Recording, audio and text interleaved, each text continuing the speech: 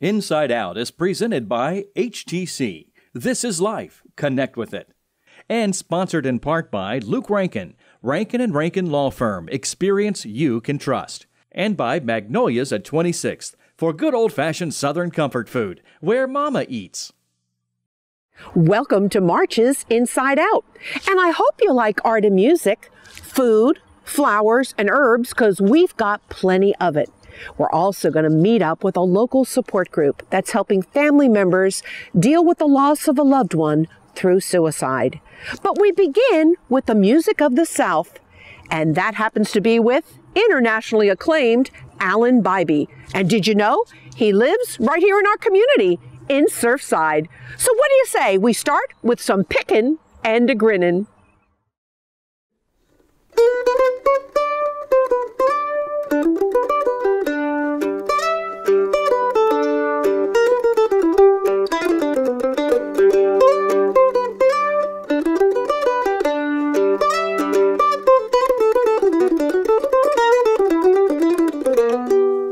How about that? This is Alan Bibey, one of the greatest mandolin players of our generation. How about that? That's a pretty big title, huh? That is a pretty big title. But the best title is the one we have here on the screen, because you've just received one of the best awards you've ever received. And don't be modest, let's brag. Yeah, just recently in the end of September won the International Bluegrass Music Association's Mandolin Player of the Year, which is about as big as it gets in my field. It's incredible, and you have received all sorts of awards over the years, international and national, but you really say this is the best. I think so, yeah. It's pretty incredible, because some of the people that were in, especially a couple of the guys that were in the category, like Sam Bush is one of the guys I grew up really emulating and listening to a lot. And when I won the award, he got up and, like on my way to the stage, he got up and hugged me and told me, how much I deserved it and stuff. Because he watched you grow up. Really, I guess he did. How did it all begin for you, though? I mean, I know you come from a musical family. I do. It started really when I was telling folks back where I grew up, they had these things called fillers conventions.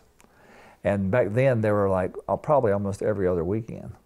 So I'm assuming that I was going to them in the womb, So my first memory is I must have been 2 or 3 years old, and I remember seeing these. My dad was playing in these contests. He had a band. He was in a band with my mom's brothers. So I remember seeing these young guys that had white shirts and red vests. I mean, they really dressed up back then, for these things, and they seemed, well, old to me, but they were probably like 15 or 16, and they were just tearing it up, which ended up being this Jimmy Arnold, who was a great banjo player, and Wes Golden, who went on to play with Ricky Skaggs, and then I ended up playing in a band with Wes Golden later.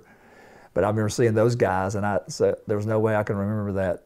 I had to be 2 or 3 years old, so that went on from that to going to those all the time, I guess, with my mom and dad. And when I was 5, my dad took me to see Bill Monroe in the next town over, which was Walkertown, North Carolina, and he played on the bed of a flatbed truck, is how they did it. And there were so many people that my dad had to hold me on his shoulders. I remember that part, and it was just awesome because he was like a bigger than life figure. And on the way back home, I remember telling my dad, I was like, that's what I want to do. That's what I want to do. That's so, So we got home, and he started showing me these chords on the mandolin in the bedroom, and he said I started chopping in time right away, which really sounds impressive, but probably by that time I'd heard so much music, it might have been disappointing if I didn't start chopping in time. So that's kind of how it got started. And you never deviated from the mandolin to the banjo or fiddle or anything? This was always your love? Well, it was always my first love, but I definitely started on the mandolin, but then I took up guitar. I then started playing banjo and then playing fiddle, of course. And so I ended up playing all the instruments. And but really professionally, I've always primarily known as a mandolin player. But when I moved down here to the beach in '92, I was kind of the utility guy at Southern Country Nights. I played a little bit of everything. So it was, I guess it was good training. And is that how you got here? I mean, home was Walnut Cove, North Carolina, up in the hills. Right. And you came to Surfside, where you live now, because of Southern Country Nights? It was. Probably about 3 or 4 years before the Carolina Opry originated in Surfside Beach, which you know. And my cousin Gary Brown, who's now been there for like 30 years. Another great musician. He is a great musician. And I learned a lot from him because he was a few years older than I was. But I came down here and actually, I wasn't doing anything right out of high school. I wasn't playing professionally yet. So I came here and just try it out. And though I never heard anything else back from it, and I started playing professionally with probably the best bluegrass band at the time was called the New Quicksilver. That lasted a couple of years, and then I started playing the guys that went with the other part of Quicksilver was Russell Moore, who now is a legendary bluegrass band called Third Time Out.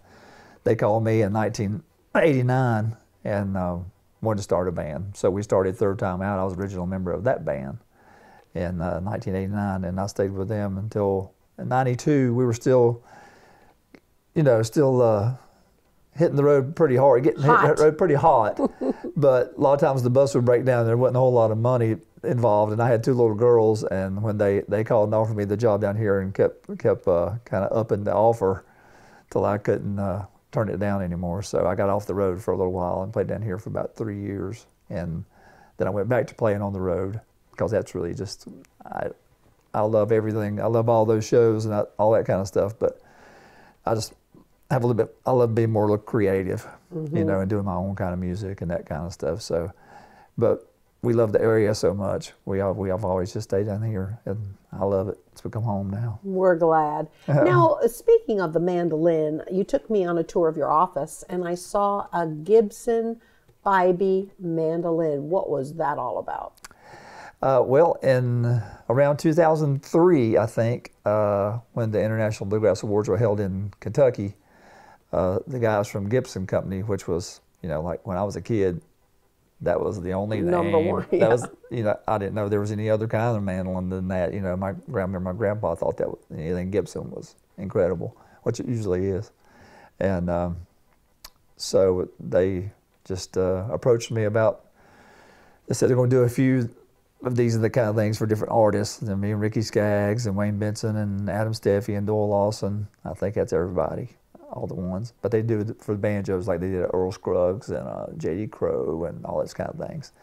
And so they asked me would I be interested. I said sure. At the time I'd already had this old mandolin, and I'm really I try my best to be honest, especially dealing with anything musical or whatever. But I said I really want to do it, but I gotta, be honest. I'm probably gonna play this old mandolin some too. I mean, I can't. They said as long as it says Gibson on it, we're cool with it. So they let me design it and everything. So that was a real kind of legacy thing because it'll always be there. It's a beauty. It really is. Yeah. How about the cruises? I heard you're doing a bunch of cruises. Well, I am. We actually started. I didn't think I would even like going on a cruise like 20 years ago, but so they started doing these bluegrass cruises, and we went on the first one, and we just loved it. This past year in October, we did our first bluegrass cruise we've done in a while, and we're doing another one next year to Aruba. So it's a pretty good time. So tell me about your camps. I was excited to hear about this camp that you offer teaching people mandolin over at Ocean Lakes Family Campground. Yeah, it's I guess something kind of near and dear to my heart. I've been teaching at these camps and teaching all ages, but kids always have just a soft place in my heart, I guess. So this will be our 5th year. I've always wanted to do my own camp, and we did one in Grass Valley, California, that led into a festival, and I thought, man, it would be perfect. I live half a mile from Ocean Lakes. That'd be perfect going into their bluegrass festival. So I talked to Barb Crum over there, who's a great friend of mine, and she said, sure, let's do it this year. And I was like, oh, I wasn't really planning on doing it that soon, but that'll work. So we started out the first year with like 20, and then this last year we had like 70 mandolin players. Terrific. And we've opened it up to guitar, and I think we have bass this year, but we just have a great time, and it's all ages. I think we had our youngest was maybe 8, and our oldest was like 76. and for every level, from just total rank beginners to guys that are good enough to play on the road. How long of a camp is it? We start on Wednesday evening, and we're done Friday night. And we have a little concert so everybody can get up and play a tune if they want to, and then the instructors get up and play. So it's really a fun, laid-back time, and you're at the beach. So, I mean, you can't hardly beat that. Well, if you're interested in attending the camp, we'll have some information on that. And I hear you all out there. Let them play, let them play. Well, that's exactly what Alan Bibey's going to do on this very mandolin when we come back. Coming up, the music of the South, bluegrass.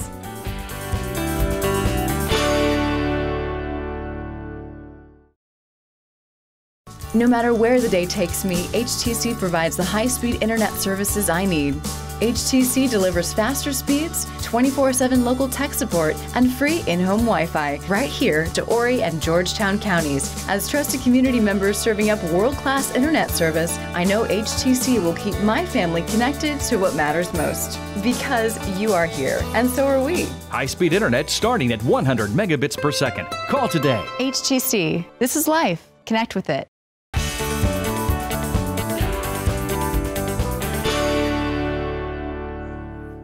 Continuing now with our friend Alan Bibey, and he lives in Surfside. And remember, if you want to sign up for that camp we talked about earlier and learn how to play any of the bluegrass instruments, you're going to want to attend in August at Ocean Lakes Family Campground. And we'll tell you how, and we'll give you the website in just a bit. But we're going to let Alan play. And I want an intro to this first song because it's something that I know is near and dear to your heart. It is.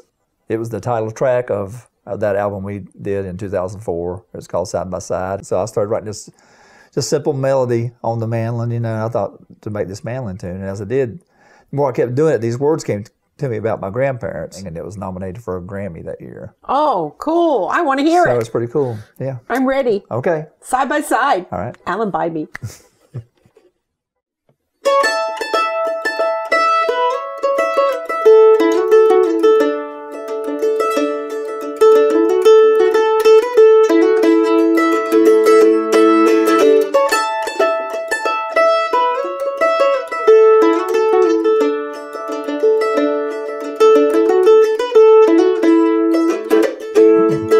Just a young girl of 17, the prettiest girl he'd ever seen. He dreamed someday she'd be his wife. She took his hand, said, I do. I'll never love anyone but you, and I'll never say goodbye. The greatest love ever, they walked side by side. What a happy life together, they laughed and they cried.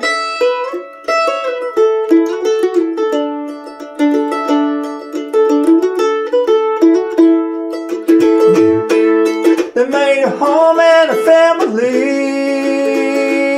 Through the good and bad, they'd always be. Hand in hand and side by side. He worked 2 jobs just to get them by. She'd cook the meals the old wood stove style. The work was hard, but their love was strong. The greatest love ever, they walked side by side. What a happy life together, they laughed and they cried.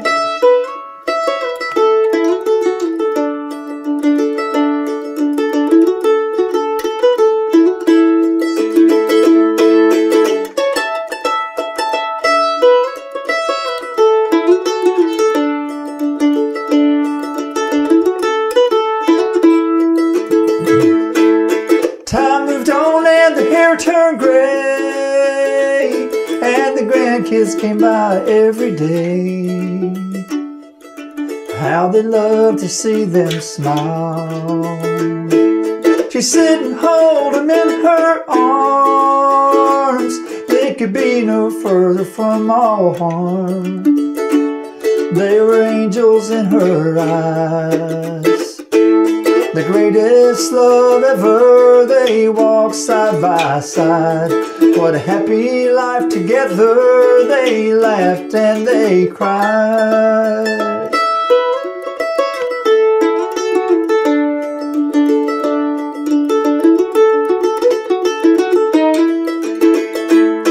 Our father called her home one day. He prayed, oh Lord, please let her stay. How can I live without her here? She'll be waiting on the other side. You can see her when you close your eyes. She'll never say goodbye. The greatest love ever, they walk side by side. What a happy life together, they laughed and they cried.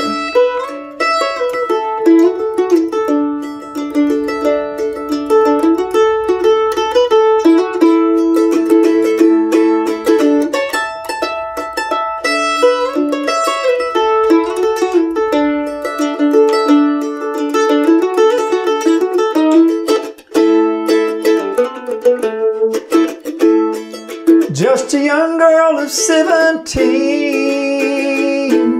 the prettiest girl he'd ever seen.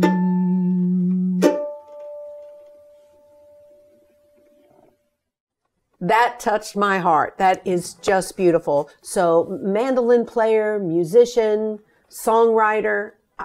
Is there anything else next? Is there anything that maybe you've never done before that you really want to do here in 2020?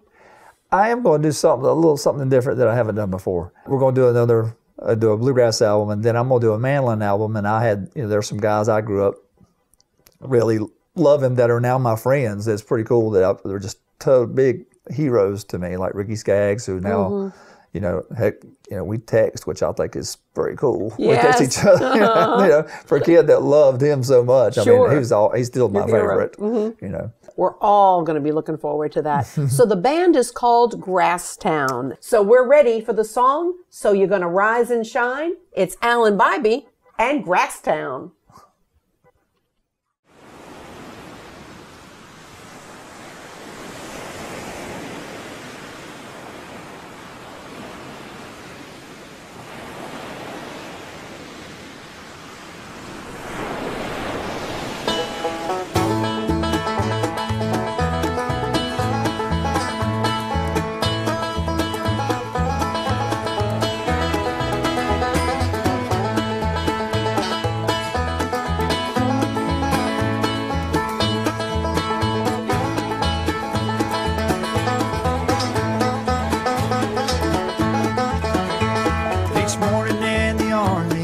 Just about daylight, we heard the bugle call us, get a rise and shine.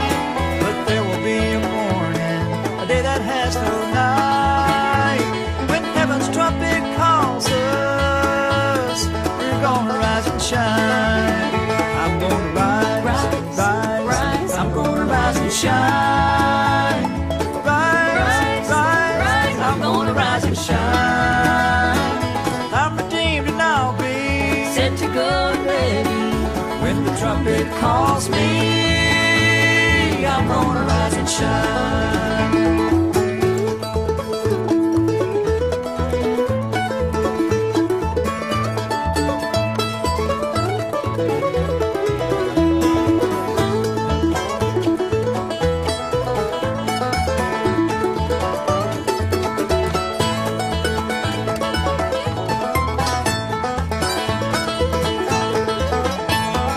Jesus preached the gospel nearly 3 years' time, submitting to his Father's will, was crucified and died.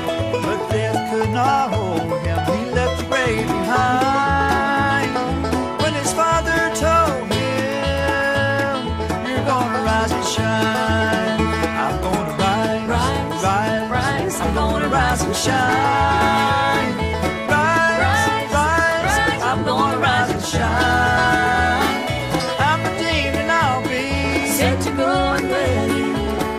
trumpet calls me, I'm gonna rise and shine.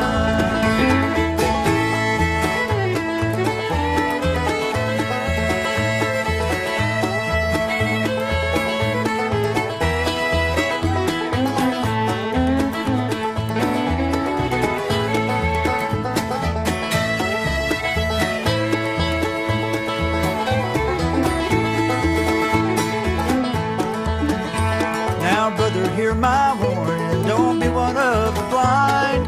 Take the call from Jesus, heaven's on the line. On resurrection morning, be in the book of life. When the trumpet calls you, you're gonna rise and shine. I'm gonna rise, rise, I'm gonna rise and shine. Rise, I'm gonna rise and shine.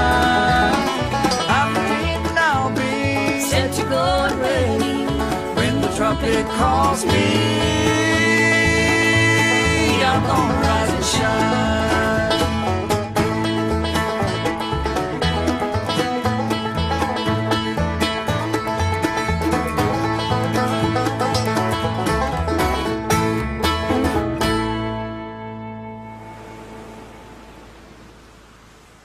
So if everyone just fell in love with that, like I did, where else can they hear your music?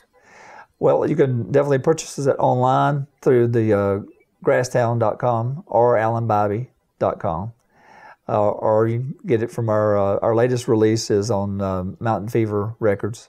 So you can definitely get it there. Or you can also get a subscription if you don't have it to Sirius Satellite Radio. And we're playing on there quite often, so any of those places.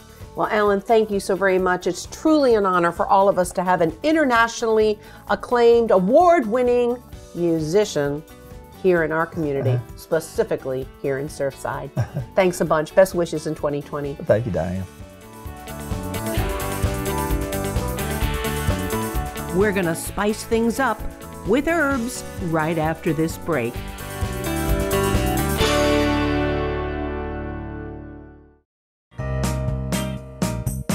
Honey, I think I'll adjust the thermostat. It's getting a little cool. Mom, you don't have to get up to do that.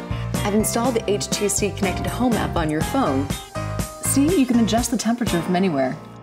Okay, Mom, I've got to go. Thanks for house sitting. Make sure to lock the door and set the alarm. No problem. I have everything I need right here. HTC Self-Install Kit, $0 with 36-month monitoring commitment. HTC, this is life. Connect with it.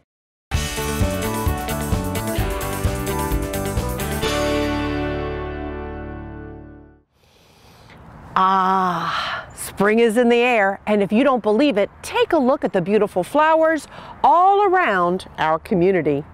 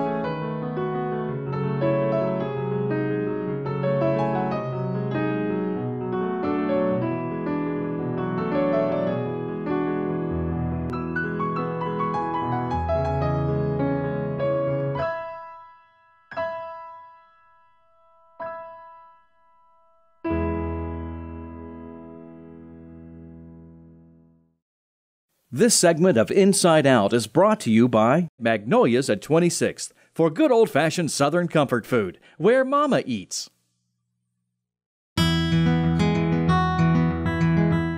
Welcome to Litchfield. We're at the Waccamaw Library, where they have a ton of books, but they also have just finished a meeting with the Low Country Herb Society. This is my new friend, Mary Ann. She's the president of the Low Country Herb Society, and this is a fun organization. I want you to tell me all about it, when you meet, and what do you do?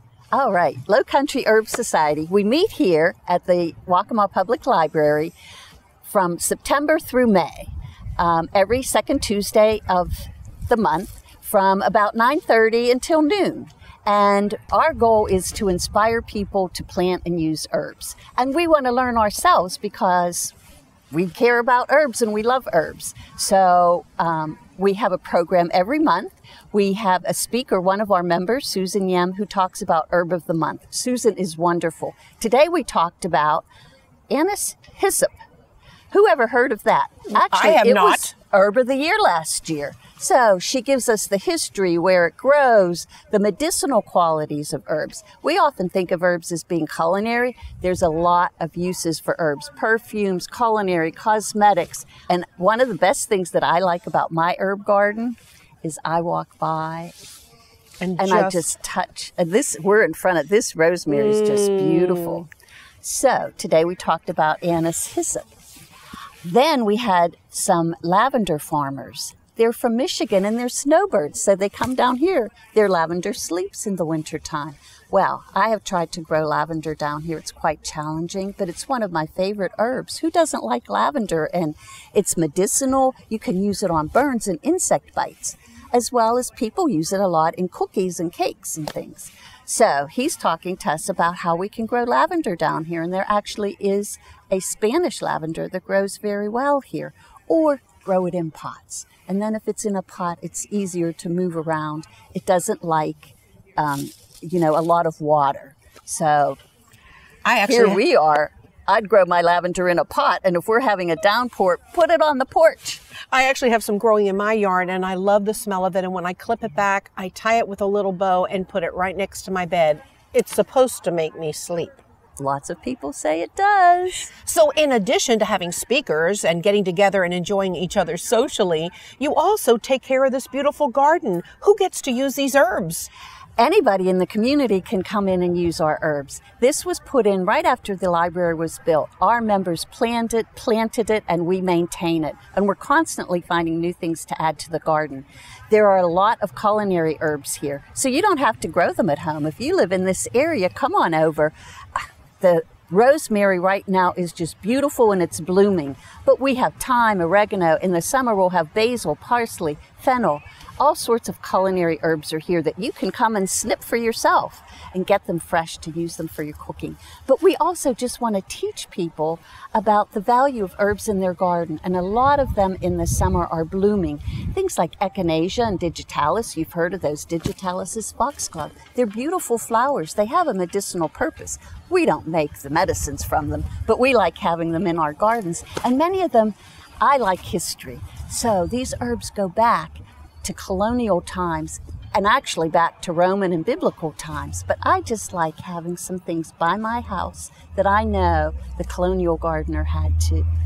Another thing that we do is we have festivals twice a year in the spring and in the fall. And the purpose is to educate people about the use of herbs, to help them build an herb garden if they would like to have an herb garden, or to put some things in their garden just to make it a little bit better. We do this at the Inlet Culinary Garden. It's right up the road in Merle's Inlet on 17 Bypass. Frontage Road. Frontage Road. It is a wonderful nursery. They have unusual things and varieties. They may have 6, 7, 8 kinds of basil. Who doesn't love basil in the summer? But all the herbs, they have unusual herbs like Santolina and germander, things that you may not have heard of, besides all the culinary herbs and things that just bloom for your garden, the echinaceas and some of the daisies. They have a Canyon River daisy that keeps deer away. Who doesn't need something to keep deer out of their garden? And it gets a beautiful flower. It blooms all summer. And the pollinators love it. I like to have a theme at our festivals. This year, our festival is April 3rd and 4th. It's the first weekend in April. And our theme is pollinators. So we live in an area going under lots of development. So while we're concerned about wildlife, you always hear about wildlife leaving habitat. Well, guess what? Insects are also losing habitat. And insects are key to our food chain. they're very important. So we're going to have lots of information about pollinators, and we're going to have plants that attract pollinators to your garden. The plants have nectar. That's the food for these bees, butterflies, wasps, birds even are some pollinators. And my favorite are the dragonflies. I love dragonflies. And at these festivals, Marianne, you also do a wonderful thing for the community in raising money for scholarships. Yes, we do. And we have paired for 12 years with Inlet Culinary Garden, and they give us a portion of all the proceeds for that weekend that go to our scholarship fund. We give 2 scholarships a year to graduating high school seniors from Horry and Georgetown high schools who are going to study something related to herbs. And we always get quite a few applications. A lot of times it's medical field, but it could be horticulture, cosmetology, culinary, of course, and we have the Culinary Institute here now. Now, let's say that some folks at home wanted to kind of try their hand at herbs, and they want to come to your festival, and then they want to try to grow them in pots. What's the easiest for them to begin with, Marianne? You know, usually a culinary herb is easier. Oregano grows very well in a pot, and it comes back year after year. Basil probably prefers a pot down here, and there's many kinds of basil. It's an annual, so it's going to die out. But if you like to have a small tomato plant, a cherry tomato plant, put some basil with it. They go wonderful together. Parsley is another one that's fairly easy to grow in a pot. Now, you know what I grow in a pot? I grow mint because I once put it in the ground and it took over. So now I just shove it in a pot. But it comes back year after year. Yes, it does. Yes, it does.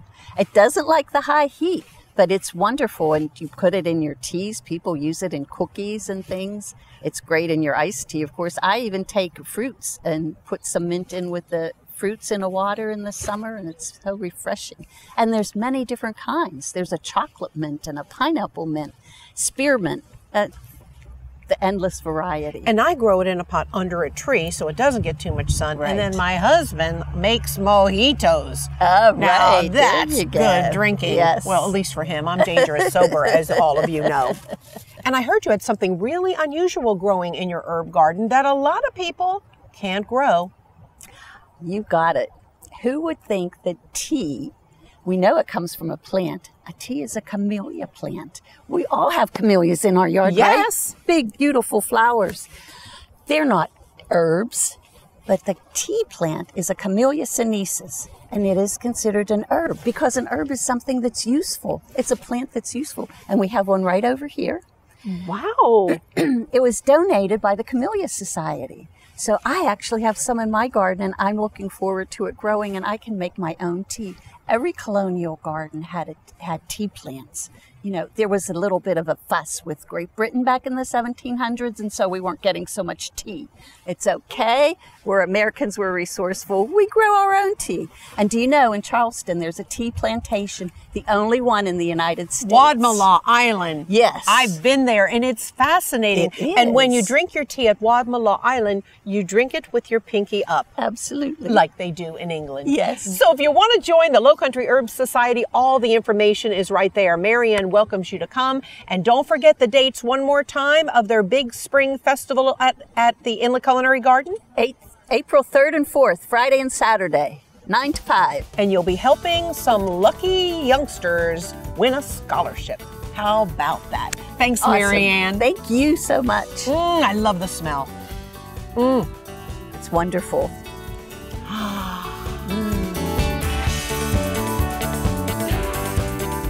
Coming up, a yummy chicken recipe straight from the Pickled Cucumber in Conway.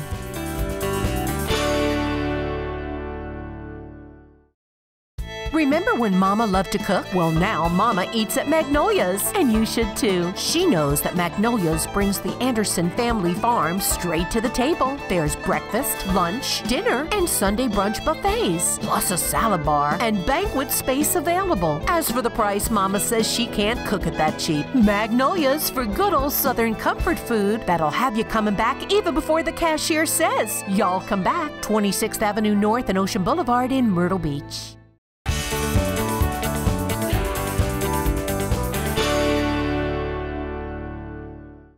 Welcome to Conway. Today we're at the Pickled Cucumber. I want you to meet my new friend Eddie. He runs this joint and everyone says the food here is scrumptious. Now I haven't eaten here yet, but I intend to. And they say that once you come once, you are a full-time customer. So do you have any pickled cucumbers here? Oh, yeah, I think we do. You do? Yeah. That's a good thing. Tell me a little bit about your background, Eddie. First of all, before you got into the pickled cucumber, what were you doing? I was managing Logan's Roadhouse in North Myrtle Beach. Well, that's certainly good credibility. That's always been a great place to eat.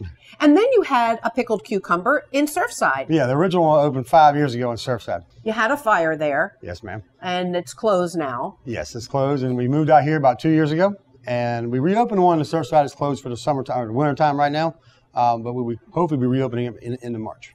Everybody who's been in here so far while we were taping and even walking by said, oh, you're covering a good place. Everyone in Conway loves you. You're open 7 days a week, though. That's a lot of work. Yeah, 7 days just for lunch though right now. But we're going to start doing breakfast next week actually. So it'll be from 7 in the morning until 3 every day, 7 days a week. So when this airs in March, you'll be serving breakfast. Tell me about some of your breakfast specialties. Well, mostly breakfast is going to be mostly sandwiches on the go. It's not going to be a full, like, big old waffles and pancakes. We'll have mostly sandwiches and omelets and specialty coffees. Basically, like cappuccinos, lattes. We're really going to focus on the drinks. Oh, that's great. Now, as far as lunch, I am told that you're going to make for us one of your specialties, and all the waitresses told me this is their favorite. Yeah, this is our country fried chicken. It's probably the most tenderest chicken that you're going to find on the beach. It'll melt in your mouth. You'll never need a knife. I promise you. So is it tender because you pound it out? Yes, ma'am. You take a boneless chicken breast and you pound it out, and then you just dredge it, flour it, deep fry it, and but it's thin. It only takes about 2 minutes to cook, so it doesn't get tough. Start pounding, Eddie. But you always want to just pound the skin side up. Nice skin side up. Yep, so it won't tear. I see. If not, it will tear it. Is this considered like a split chicken breast? This right here is an 8-ounce butterfly breast. Butterfly, that's the word. What we do is we cut it right down the middle of the vein, like that. And then you got 2 pieces, and you're going to take it right here is a mixture of flour and just seasonings. Then you got your egg wash, buttermilk, and liquid eggs. And then this is the main deal right here. This is the cornmeal, flour. It's got cayenne, black pepper, and seasoning salt, which is kind of our signature salt around here. We don't use much. Now, I know everybody at home's asking this question because you just went through that so fast. You have 2 different dredges. So you said this is flour and seasoning. This is just flour and a little bit of seasoning. This is which makes this breading stay on. Whenever you want to bread something, you want to do it with straight flour on the moisture of the chicken into the egg wash, and then it'll bind with this and stick and give a thick coating on it. And I love that you said that's egg and buttermilk. Yes, ma'am. Milk, it will fall right off because we do hand-breaded okra. If you just do egg and milk with the hand-breaded okra, it won't stick. So we had to put buttermilk in it. It makes the chicken taste better too, but it makes the okra, the breading stick, the okra is so slimy because we do everything fresh here. We'll get back to vegetables in just a moment, but this is what happens. And then how long does something like this take to fry? You're going to deep fry it. If you're doing it at home, you're going to do it in a pan. It'd be like 2 minutes, about 1.5 minutes on each side. That's it. Because they're nice and thin. Yep, they're paper thin. Because you could take something that's tender and make it really tough if you overcook it. Yes, ma'am. Like any chicken, like if you have any kind of chicken, like you get at the store, those big ones, and you pound them out. If you don't get them thin and tenderize it, it's like chewing gum sometimes. So this is your specialty, and look at this. Yep. But if someone came in, Eddie, to the pickled cucumber, they would be able to pick their sides. And oh my goodness, you had a ton of them here on your blackboard. Yes. Tell us about some of them. Of course, here we have mac and cheese and taters too. Yep, and our mashed potatoes are homemade. They're made from scratch every morning. Same as the mac and cheese is homemade. We got about 18 different sides every day that rotate. 12 to 14 stay, like the mac and mash we have every day. A lot of our cold sides, we run a different soup every day. We do sometimes different hot sides, sauteed mushrooms, stuff like that. But we have cabbage, collards, potato salad, broccoli salad, just staples like that every day. Now, I see here too with these potatoes, you leave the skins on. I love that. My grandmother always said that's where the vitamins were. Exactly. That's what my grandmother wouldn't waste anything. Yeah. And that's where the name Pickled Cucumber came from. Tell us more about that. Because she had cucumbers in her garden. She wouldn't throw anything away. So she just skinned them, throw them in some vinegar and some onions, put them on a bowl for every single meal we ever had. She always had cucumbers. So instead of throwing them away, she just pickled them. And everybody's like, isn't that an oxymoron, pickled cucumber? But if you grew up in the South, you know what we're talking about. Right. Just cucumbers soaked in vinegar. They're not actually pickled. So, but delicious. Yes. Now, your desserts are also quite special, and there was one that was a chocolate peanut butter mix that I heard people raving about. Tell me more. Yeah, it was just your traditional chocolate cake with a homemade peanut butter frosting on top. That's a great seller. Our eclair cake one's a good seller. A hummingbird is probably our biggest seller. It's just like spice cake with the cream cheese frosting on it. And we always have banana pudding every day, but our desserts do change. So your wife, I understand, does the pastries. Yeah, I can't bake. I don't even pretend to bake. But I mean, it amazes me. You're open 7 days a week, breakfast and lunch. She is also a professor at Coastal Carolina University teaching journalism communications. When do you guys sleep or have time for that cute little baby doll, Tatiana? Well, that's why we don't do dinners. We have our evenings. Good for you. So we spend a lot of time with her playing in the evenings. We just make it work because we love working together and being a family. I couldn't imagine ever going back to not being my own boss anymore after this. Yeah. Now, Tatiana is all over your Facebook page. And of course, with a head of hair like she has, she's so adorable. But she's learned to love collard greens, and that's pretty unusual for a 3-year-old. Yeah, she's grown up in the restaurant. She loves cabbage, collards. You put rice and gravy, broccoli salad. She's eating everything. So she loves it. So my wife puts her on there and makes her try it, make sure the collards are up to standard. She's our official taste tester. Tell me about your catering, because I heard that you do some of the churches around here, that you've got big weddings, but you also do small dinner parties. Yeah, we can do anything. We can do, basically, we go from 10 people to about 500. And so we can do anything in between. We do a bunch of weddings. We do a lot of catering for local churches and community service things around Conway, even in Surfside. We do a lot of medical offices around town. You name it, we'll make it. Whatever you can think it up. You want chicken parm, you want Italian, you want Asian food, whatever you want, we'll make it. You look on our website, we'll show you what we can do. Eddie told me something interesting too, y'all. He said that they thought about not opening on the weekends because they're right here in Conway at the corner, right across from the courthouse. And he thought, well, the courthouse is closed on Saturday and Sunday. Maybe we shouldn't be open. But you tried it and you said it is your busiest 2 days. Sunday, by far the busiest day of the week. Like I said, something about church and vegetables will go hand in hand. Well, there's something in the Bible about eating vegetables, I think.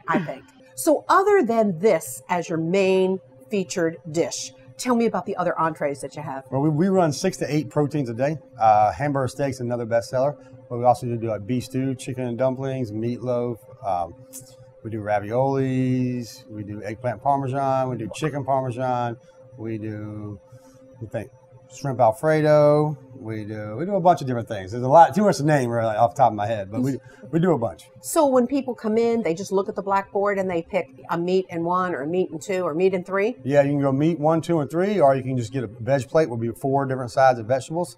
Either way, or if you can get a meat and 6, you just got to pay for it. You just got to add on to it. And how about you serve cornbread with everything? Yep, cornbread and butter comes with everything. No additional charge, of course. That's good. Is that from scratch? Yes, ma'am. Everything here is made homemade. Delicious. Everything but French fries. We buy our French fries. That's okay. People should be eating mashed potatoes or mac and cheese. Or I'm going to swallow my cornbread, and then I definitely want to taste.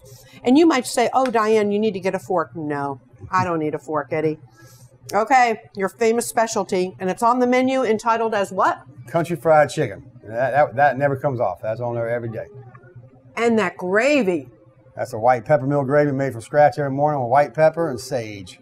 You don't want to miss the pickled cucumber, do you? 7 days a week, lunch and breakfast. Visit with my friend Eddie, his wife Nazia, and if you're lucky, you'll get to meet Tatiana too.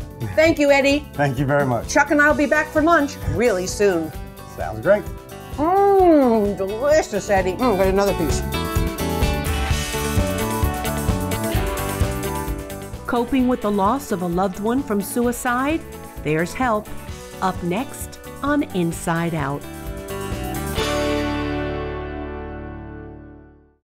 As fellow community members, HTC believes in helping friends and neighbors protect what matters most. With integrated home technology, I can control my home and security system from my smartphone. HTC Security makes my job easier and keeps my world running smoothly. No matter where the day takes me, HTC brings reliable, world-class security right here to Horry and Georgetown counties because you are here, and so are we. Upgrade your security with a video doorbell from HTC.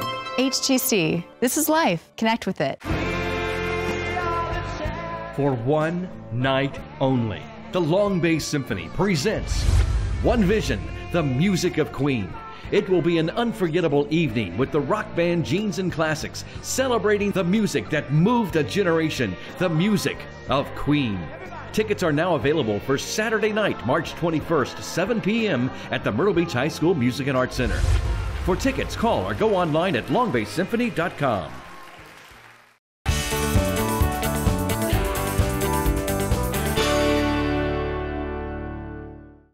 This segment of Inside Out is brought to you by Luke Rankin, Rankin & Rankin Law Firm. Experience you can trust.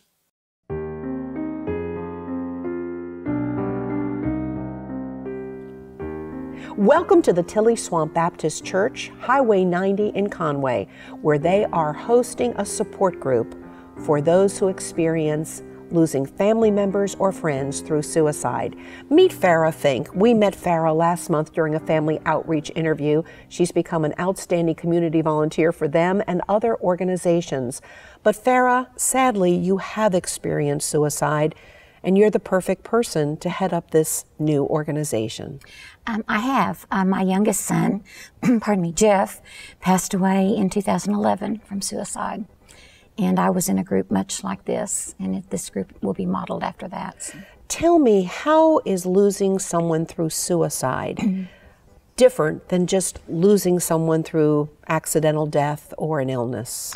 You still grieve like you do through a conventional death, but survivors of suicide are also running the gauntlet of the stigma of suicide, all of the unanswered questions. Many times they're dealing with the police for investigation, the media. So it's just different.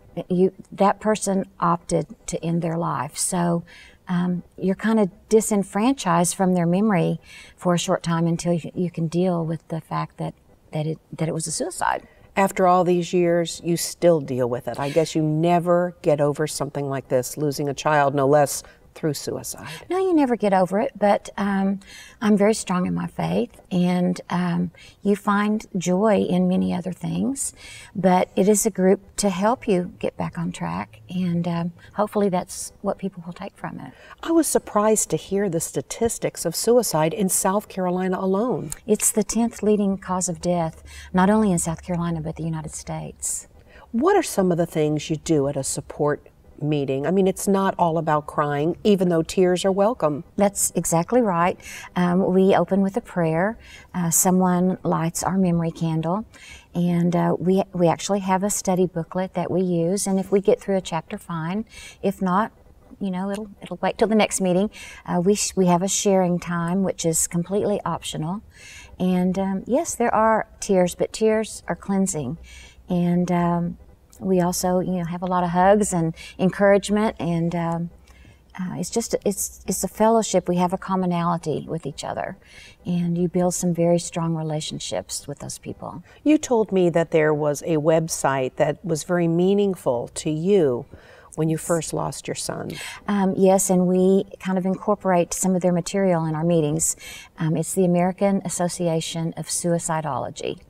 And we have actually one of their pocket booklets that we give out to people so that they have some information with them at all times if they need to look at it. Tilly Swamp Baptist Church is your home church, but I heard that when you told them what you wanted to do, they were like, yes, yes, yes, everyone is welcome.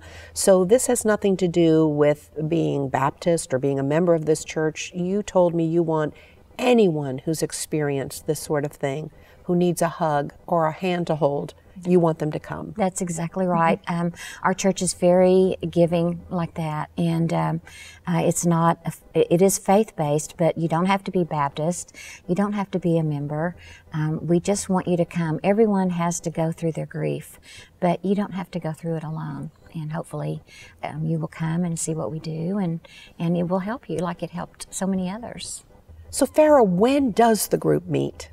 We meet the first and third Mondays of every month at 6:30 p.m. So those dates will be different. You can call the Tilly Swamp SOS number for the actual meeting dates if you forget.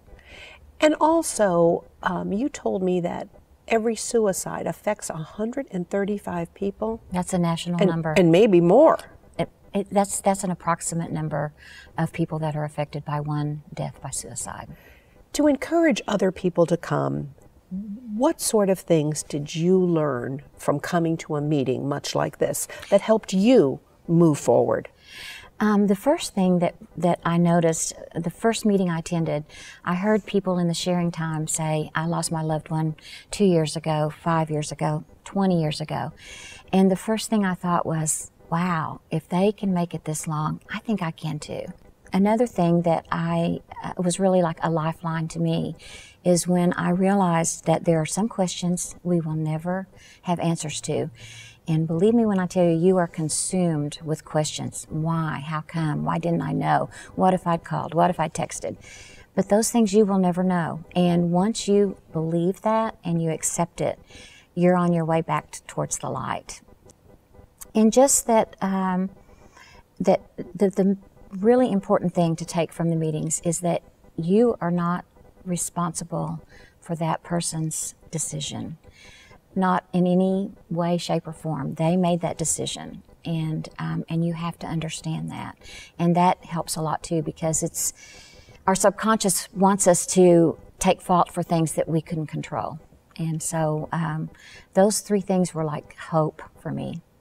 And that's why Farah is now heading up a support group, Survivors of Suicide, and that's the Tilly Swamp Baptist Church. And one of the greatest things Farah said to me is that she's going to continue hosting these meetings. If one person comes, it's worth it. If no one comes, she's still going to be there waiting for you. Thank you, Farah. Thank you.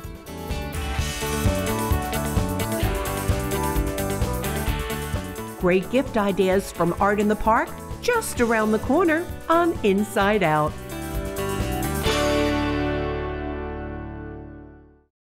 Hi, I'm Luke Rankin. Horry County is my home. I was born and raised here, and for nearly 31 years, I've been helping people. I'm an attorney. When folks need help after an accident, if they've been injured on the job or denied Social Security benefits, they call me. No screaming, no crashing cars here, just a serious offer to help. If you need legal advice or assistance, go with experience. Give me a call. Luke Rankin, Rankin & Rankin Law Firm. Experience you can trust.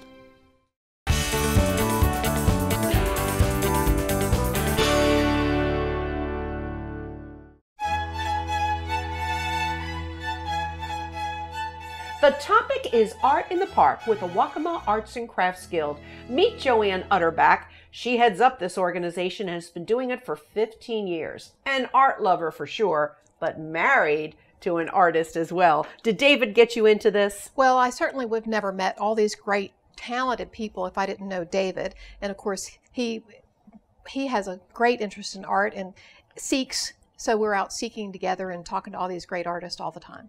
Tell us first about the Guild before we talk about the event known as Art in the Park. What does the Waccamaw Arts and Crafts Guild do today? Well, we are 50 years old. We're one of the oldest nonprofits in Myrtle Beach, so I'm very excited about that. So they try to band together people who are interested in art, artists, help them get their art out there, help educate them, just be a membership. How often do you meet? Once a month at the museum, and we have a great opportunity for people to attend an education seminar that we have every month upstairs in the art museum. We bring in an artist to talk to our artist. And of course, we'll give everyone the phone number a little later on so you can get involved and join the Waccamaw Arts and Crafts Guild. But how about Art in the Park? I know it's grown tremendously, especially at Valor Park location. You've got how many this year? Certainly, we'll have at least 40 to 50 art tents. We want you all to come out and see the different artists from far and wide. How do you recruit them? We have websites that are set up just for this purpose. It's exciting. So we join those websites and advertise our show, and people already have their art set up on the websites, and they just click it and they say, I want to participate in your show. It is so easy and so wonderful. It's always been one of the best free events in town. You can just go and meet the artists up close and personal, and I love buying all my gifts for the whole year at one of your Art in the Parks. But the fact is, when you go, you talk to the artist, you build a rapport, and bingo, you're buying. Yes, and sometimes you go back and collect. we do have those attendees, which I love. They repeat and they just start collecting their things. And now all of a sudden they've been buying from that one artist 5 or 6 times. Joanne, the variety is always incredible. Do you work hard to make sure that you have jewelry artists, other wearable art, as well as acrylic and watercolor, etc.? You could call that curating. Yes, we do curate it because we want it to be a wide diversity. We want everybody that come into the show to say, I like that, or there's something here for me. So it's definitely a curated. We have categories, and they literally apply in their category. Tell me about where some of the people come from. I'm always amazed that some of them come in from Tennessee to be in the show. Definitely they do. All the way up from Ohio to Tennessee to Georgia, Alabama, Connecticut, New York. They'll definitely see it on our website, and Myrtle Beach is an easy sell. And even though we have so many incredible artists here, it's nice to bring other artists in and kind of open the doors to new ideas. Yes, we'll definitely have about 20 to 30% of our artists will be locals, but the others are definitely traveling in. So what's the most interesting piece of art you've ever seen in the past 15 years? I know that's a loaded question, but I've seen some pretty out there pieces. Well, it's not so much about the piece, but the experience. We actually had in Valor Park a few years ago a tent that was set up kind of like a bar, and it's all wooden hutch and everything. It was really, really interesting. But then there was this like foot rail. And so what happened was the artist would make toe rings custom. So the people were literally sitting down at the bar, putting their feet up there, and the artist was making customized toe rings. And it was beautiful. Most beautiful setup I'd ever seen. Let's talk about the dates that you have art in the park this year and the hours. Certainly. We have spring show and fall shows. April 25th and 26th, October 10 and 11, November 13 and 14. Of course, we want you in the November show to think Christmas shopping. And then we have a spring show upcoming, which is beautiful weather, I'm sure, in April. Now, I would guess that this spring show is an incredible one because you got Mother's Day. And tell me all the things you could do. Graduation. Father's Day. Birthdays. Yes. I mean, so just bring your wallets. And that one-of-a-kind gift, unique, made by an artist. They'll probably even give you their biography to go with it. So tell me about your funding. So how do you get funded to advertise such? Yes, City of Myrtle Beach has been very generous for like 20 years. We've had ATAX money, probably since the committee started. So we definitely get that money. We get a little bit of money also from South Carolina Arts Commission. And our entries, we have indoor art shows, we have outdoor art shows, so we get our entry fees also. So finally, Joanne, if there were some people out there who wanted to join the Waccamaw Arts and Crafts Guild or be a part of future art in the parks, what would they do? Definitely, you can contact me. I'd be glad to help them. But we do have 2 websites, Waccamaw Arts and Crafts Guild, which is wacg.org, and artsyparksy.com, which is our Art in the Park website. You don't want to miss art in the park, especially if you love to shop. Bring your wallets. Right, Joanne? Right. See you there. Well, I hope you had fun on March's Inside Out. And next month, we're going to do it all over again, but with totally different folks in totally different communities, as we'll be visiting Pawleys Island, Little River, Loris, North Myrtle Beach, and Conway. And I hope to see you then for April's Inside Out. Inside Out is presented by HTC. This is life. Connect with it. And sponsored in part by Luke Rankin, Rankin & Rankin Law Firm. Experience you can trust. And by Magnolia's at 26th for good old-fashioned Southern comfort food, where Mama eats.